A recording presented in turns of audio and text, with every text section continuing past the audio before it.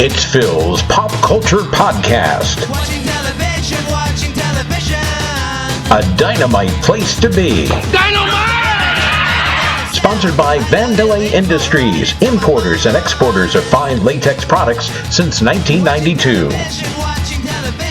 And now, the man who taught Frank Burns how to eat worms, here's your host, Phil Kahn.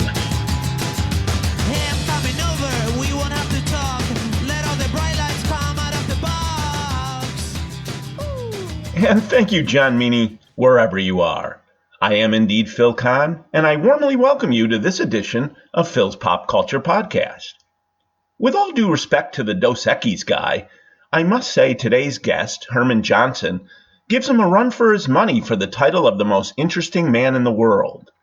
A former two-time All-American college track and field star who's a member of the College Athletic Hall of Fame, Herman has for many years provided athletes and others with psychological skills training for the purpose of enhancing confidence in performance, improving focus, and overcoming obstacles using a wide array of techniques.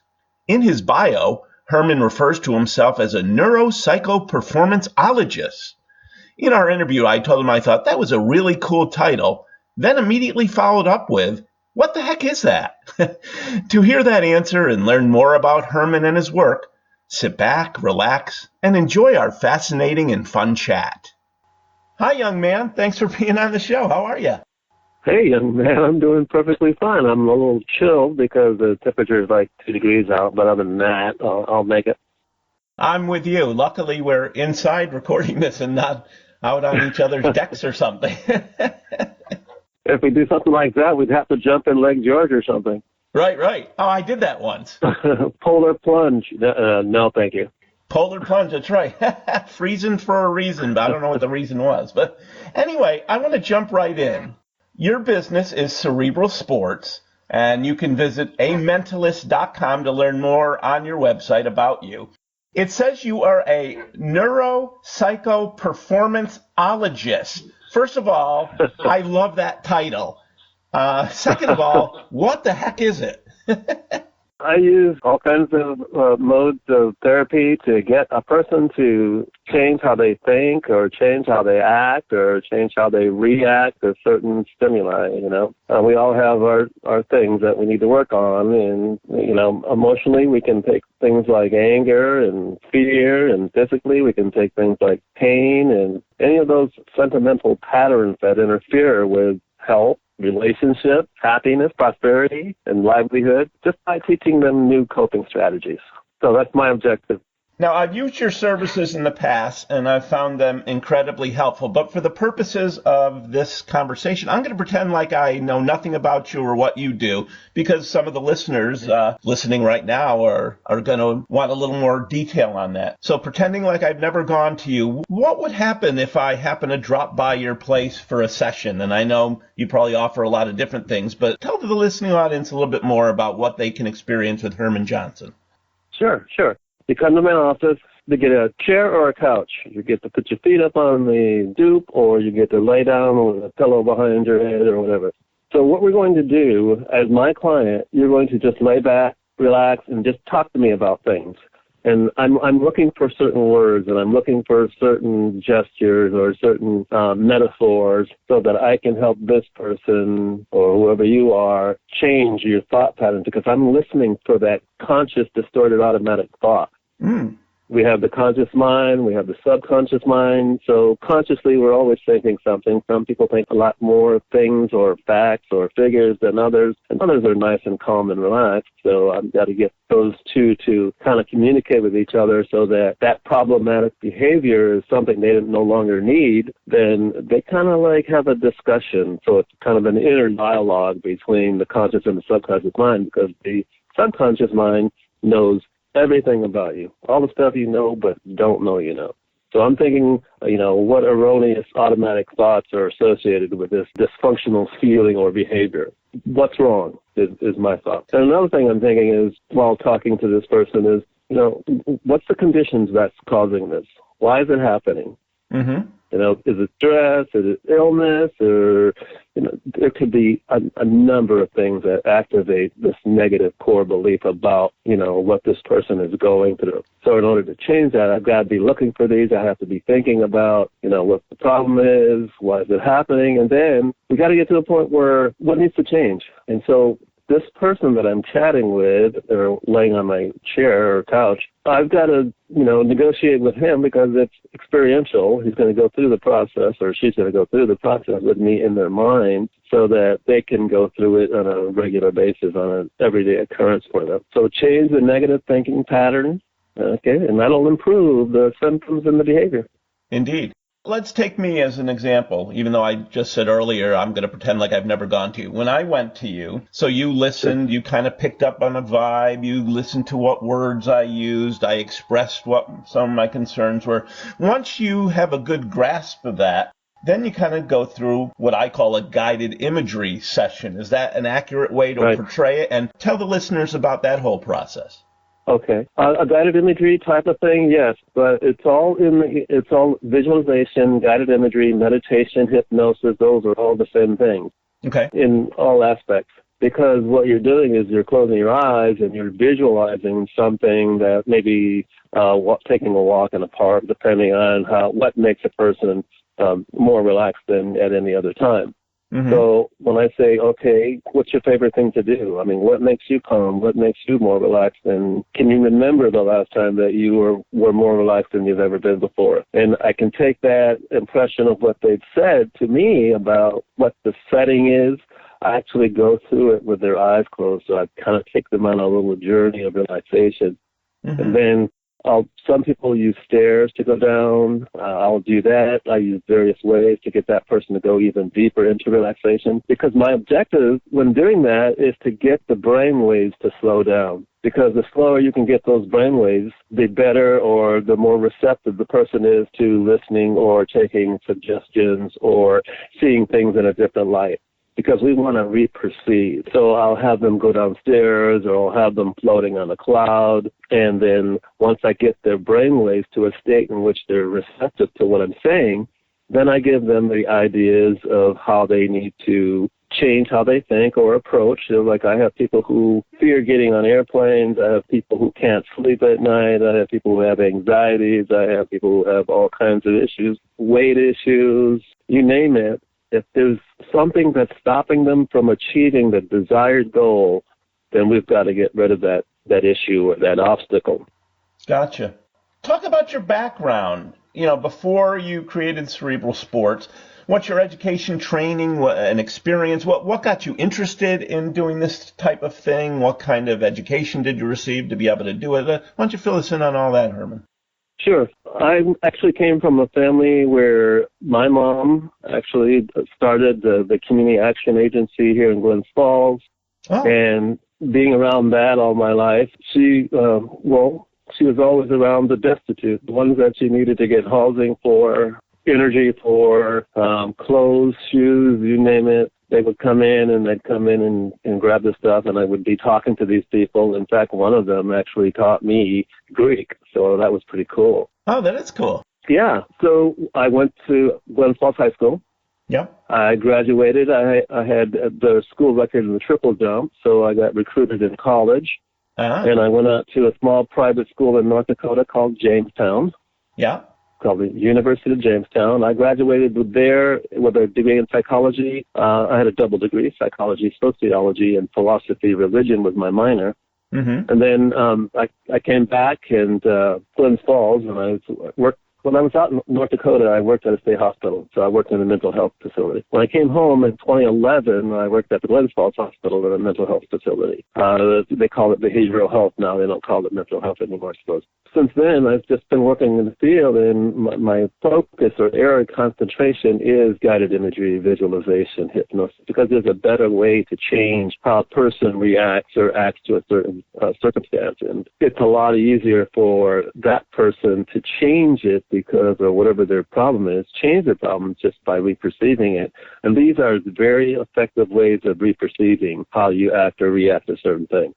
Now, I know you've worked with a lot of athletes. You briefly touched on it, but you have an athletic background. You were a two-time All-American in track and field and an inductee in the Yes. College Athletic Hall of Fame, which I think is really cool. So you have an athletic background, but you work and help a lot of athletes with their performance. Why don't you talk a little bit about that? Okay, sure. When I came back, 2011, I was actually working with individuals, athletes at the high school. I like I said, I graduated out of Glens Falls, so I had the school record, but my brother broke it. So that means I'm a good coach. Hopefully, that's what that means, right? Yeah, let's go with that. So I got called from a coach at SUNY Adirondack, and he had a soccer team. And he goes, I was looking for a sports psychology coach, and I saw online that he's right here in Glens Falls. Like, oh, yeah, that'd be me. He goes, well, that's great, because I had referrals to Albany. I go, well, I'd rather have it here close in Glens Falls than to go over to Albany. I go, oh, cool. So he said, come on up, talk to the guys, and see what they think. I go, okay. So I went up, and I had the guys sitting on the ground, and I went through like a 20-minute spiel, and then left. And I got a call the next day and said, hey, why don't you come on? These guys want you to help them out. And I said, sure. So from that time on, I went up a couple times a week. I'd go to the matches, and I do a little guided imagery before. I do a little guided imagery at halftime, and they went undefeated like 7-8 games in a row. And then they went to the Nationals for the first time ever. Wow. And they said that the reason that happened was because there were certain individuals on the team that needed to be more relaxed, or to be able to just identify where the ball's going to go before it gets there, that kind of thing. So we visualized all that. Oh, that is so terrific. They had a great season. Yeah, that was 2013. But recently, I coach at the high school. Yeah. I coach track and field at the high school, but I also contract out to other individuals. I have a 9-year-old who actually is a gymnast, and I worked with a couple of times, and then when I went back the last time, the coach said, this is something we have been working on this girl to do this maneuver for 3 years now, and she does it like with no fear. Wow. I know, right? That is amazing. So everything is doable. Everything's doable? Oh, yeah. Everything? If you can imagine it, it's possible. Oh, I've been imagining it. I've just been waiting for it to happen. But seriously, I love your philosophy when it comes to athletics. You've got a motto that says, health first, finish line second. I love that. But could you please go into that a little bit more, what that philosophy really means? Well, I just think that if you put your mind to it, and that's kind of easy to say for some people, but it's kind of hard to do. So if you got your health and you've done your workout, you put in the mileage, you put in the strength training, you put in, everything you need to succeed, then you have to have, that will give you the confidence to proceed, to go ahead and do the things that you're capable of. It's just that you can't bring practice to competition, or to a talk, or to a new job, or to a relationship with someone. Yep. What I wanted to say is, I remember I had been aware of you and on all the stuff that you do around the area. And I remember thinking, I really need to meet this guy. He seems really cool. And I remember I showed up to a chamber mixer and you were there. And it was kind of creepy because I went up to you and I said, I've been wanting to meet you. And I'm thinking, ooh, I'm coming across kind of stalkerish. But we hit it off. You were very gracious. And then I ended up going to one of your seminars, like an introductory seminar. And I was hooked. And then I had to use your services. Tell people how they can get connected with you. It's time for a little plug, Herman. Talk about your website, or talk about the services you offer, etc. Sure. You can go to amentalist.com, or you can give me a call, 518-260-3588. And if you don't want to talk to me, you can text me. I also have a radio show that I do at 1450 WWSC. Yes, I saw that. Wants to tune into that. You can tune into that on Tuesday at 1, or you can download the podcast later on in the evening. It's called Healing Peacefully, right?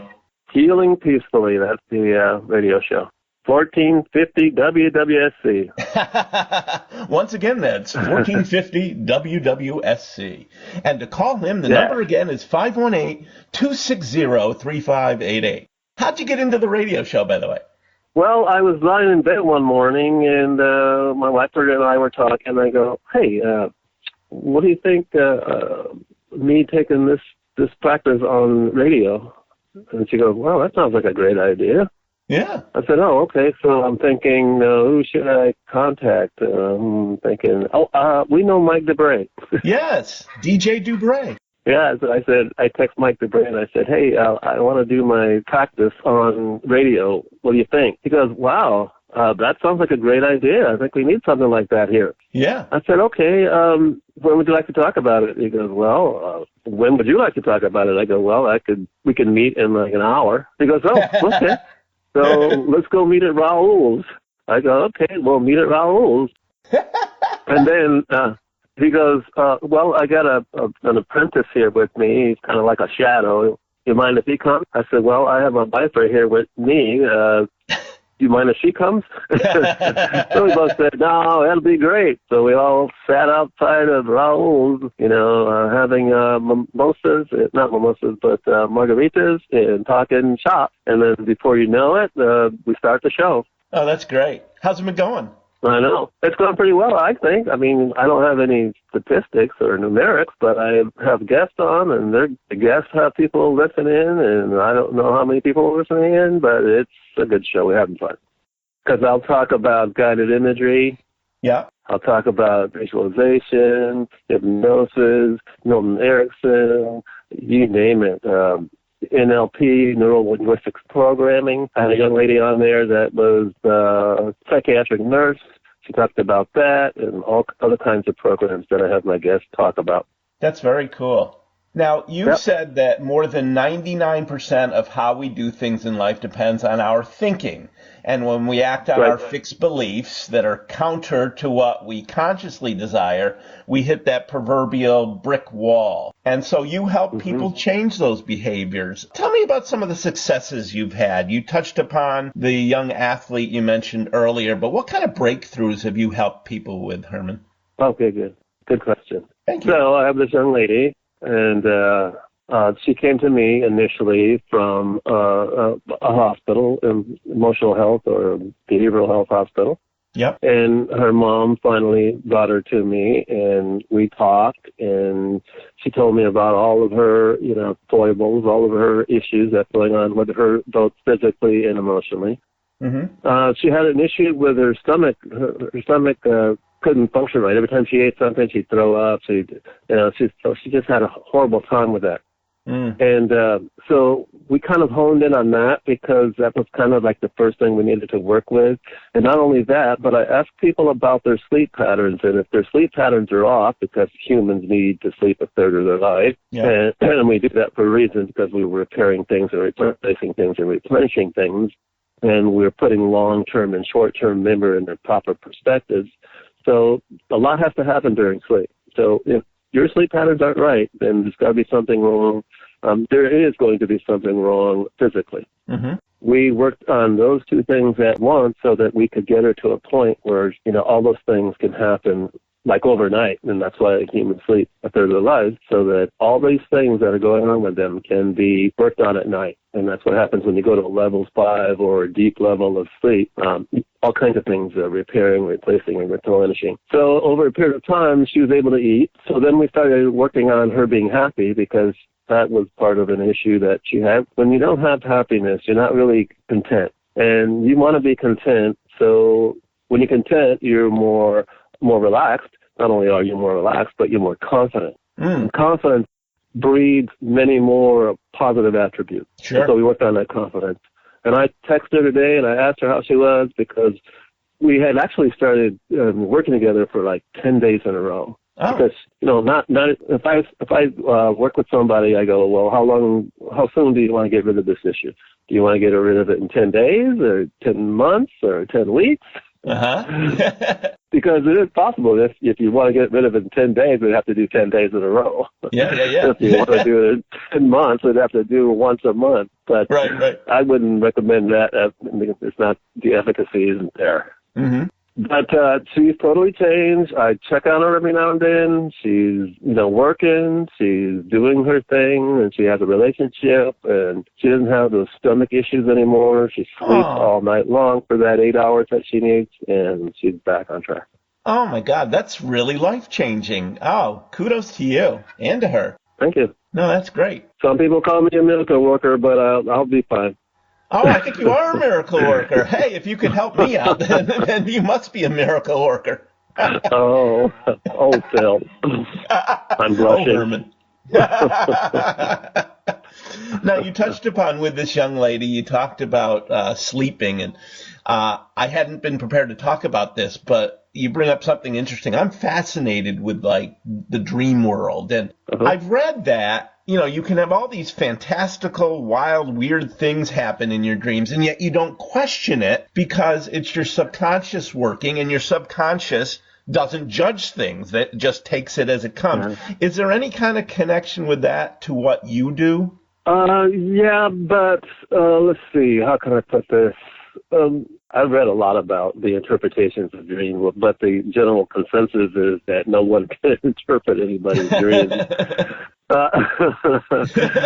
Well, what we can say is that they're symbolic. They're actually metaphorical, because without metaphors, we wouldn't be able to remember all the things we remembered with our whole lifetime, because we have that capacity.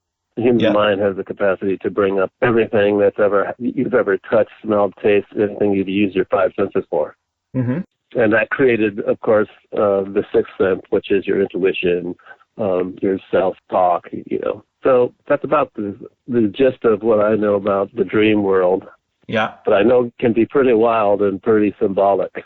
I actually have a very unusual interpretation.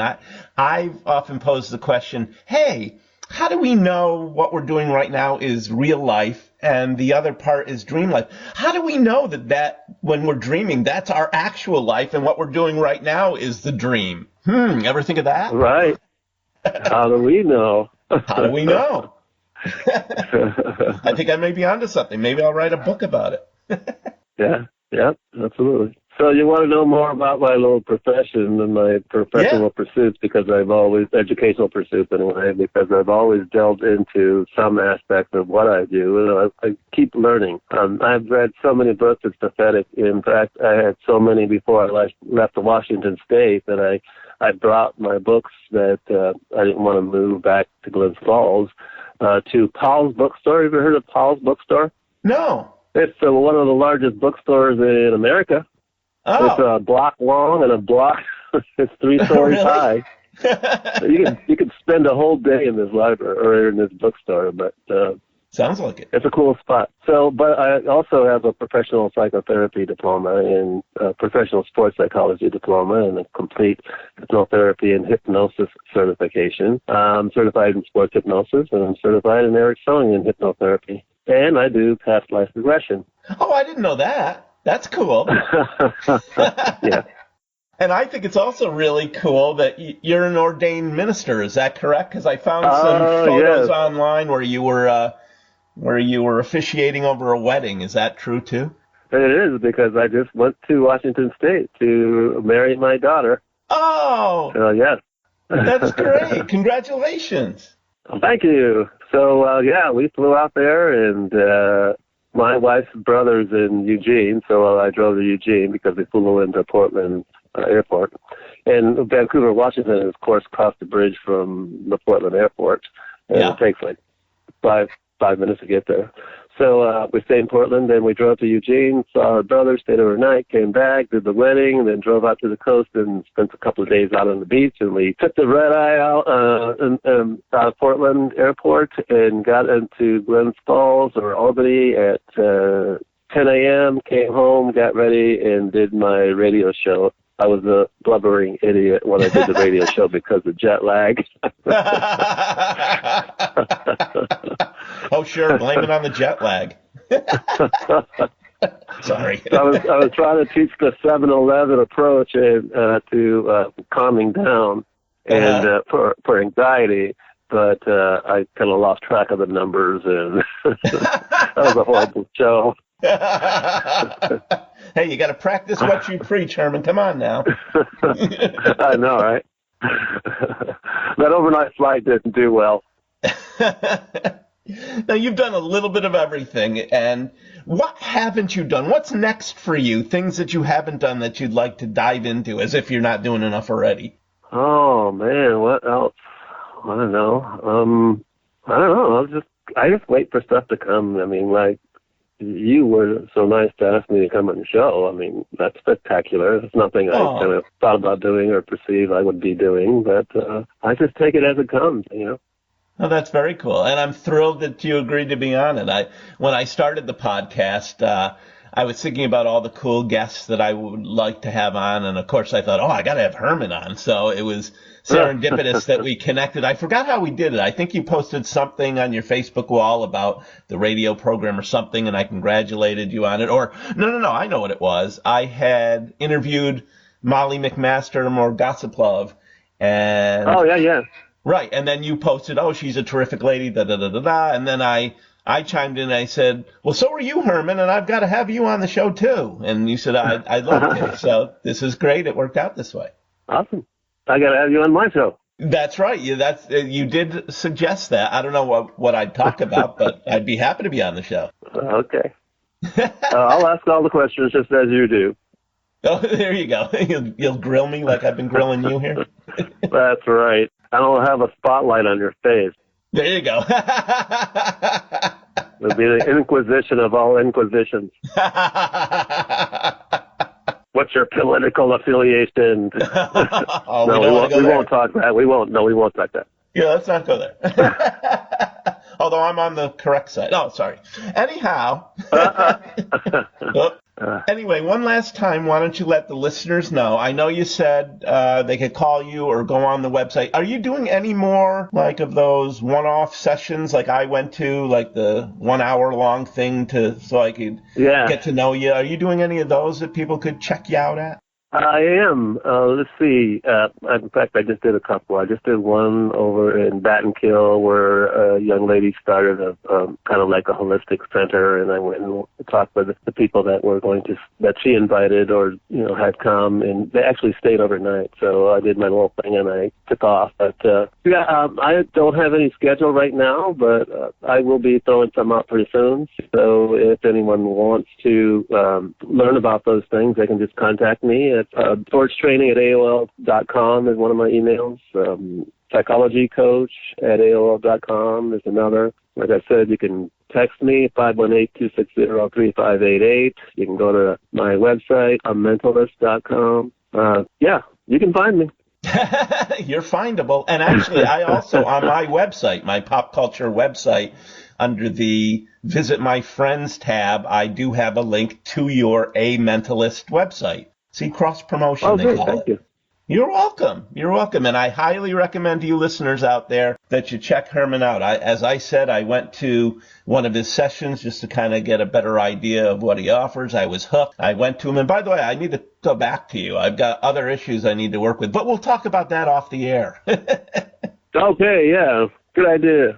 Good idea. Right. We don't want to get into that stuff here, but anyway, Herman, this has been terrific. I'm so glad you're available and amenable to coming on the show. It's been a lot of fun to chat. Thanks so much. I wish you nothing but the best, my friend. You're welcome, very much so. Anytime. I'd like to thank today's guest, Herman Johnson.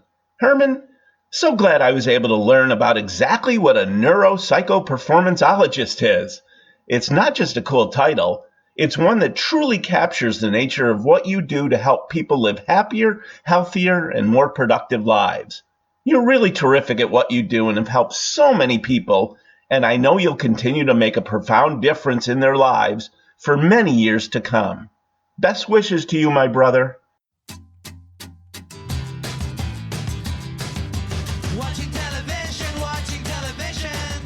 We hope you've had a dynamite time listening to this edition of Phil's Pop Culture Podcast.